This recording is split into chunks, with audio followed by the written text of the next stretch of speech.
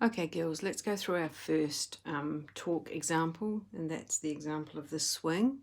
So the first thing we're going to do is write down the things that we know, which is the child's weight force, which is 300 newtons.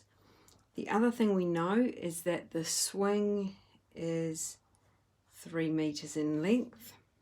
Okay, and what we're required to find out is the torque in 3 different situations. So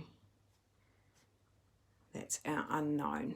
Okay, now the formula that we know, the equation, is torque equals force times distance. Okay, so torque, when you're talking about torque, it's not just a force. It's a force which is applied at a particular distance from the pivot point, and that creates a turn. Okay, and that turning effect of the force is what the torque is. So let's have a look at situation A, which is when the swing is horizontal to the crossbar. So what we're talking about here is, if this is the frame of the swing, you're talking about the child swinging right up until it's horizontal, so at 90 degrees to the vertical there. So we've got our distance 3 meters, and we've got our weight force of the child 300 newtons. So this is a nice easy calculation.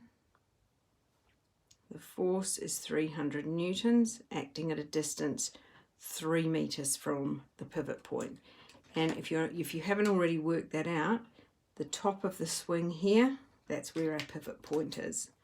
So I'll just write that here. That is where the swing,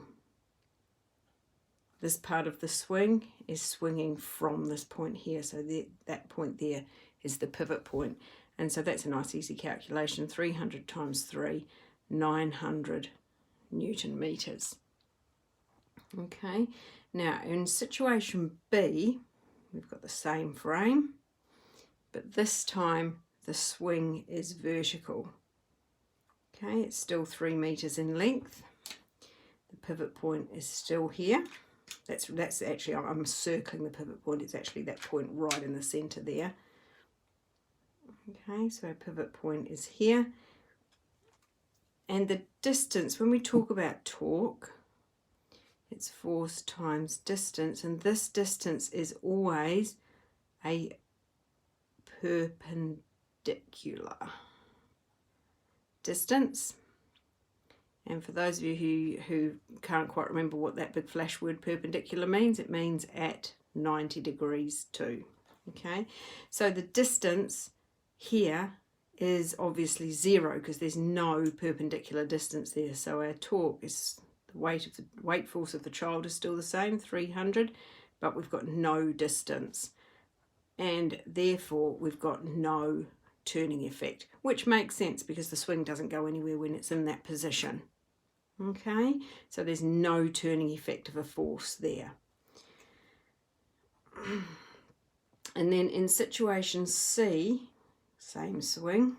Okay, and we've got our vertical down here. This time the swing, which is still 3 meters in length, here is at an angle of 30 degrees to the vertical, and again our pivot point is still right there in the middle.